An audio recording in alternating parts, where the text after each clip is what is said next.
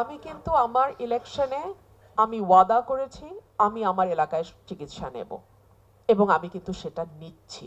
এখন আমার বড় কোনো এই অসুখ সাংবাদিক নাই। ভাইরা খেয়াল রাখেন কিন্তু। হ্যাঁ হ্যাঁ আমি নিচ্ছি, কিপ আ নোট, আমি নিচ্ছি। এবং আমার বড় কোনো অসুখ নাই, হলে হয়তো আমি জেলার হসপিটালে যাব।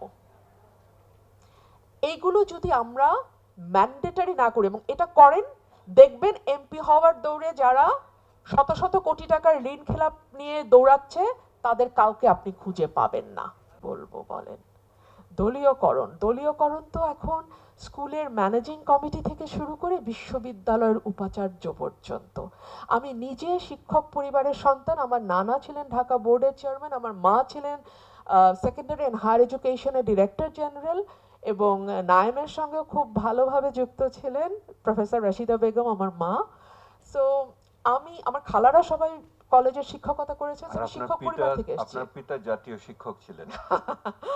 তো যাই হোক, এখন আমাদের শিক্ষকদের যে জীবন আমি দেখে এসেছি এবং তাদের যে মরাল প্রিন্সিপাল আমি আমার ব্যক্তি জীবনে প্রত্যক্ষ করেছি, এটা এখন আর আমি কোথাও দেখি না, এবং সেজন্য আমি শিক্ষকদেরও এককভাবে দোষ কোনোভাবেই দিতে পারবো না।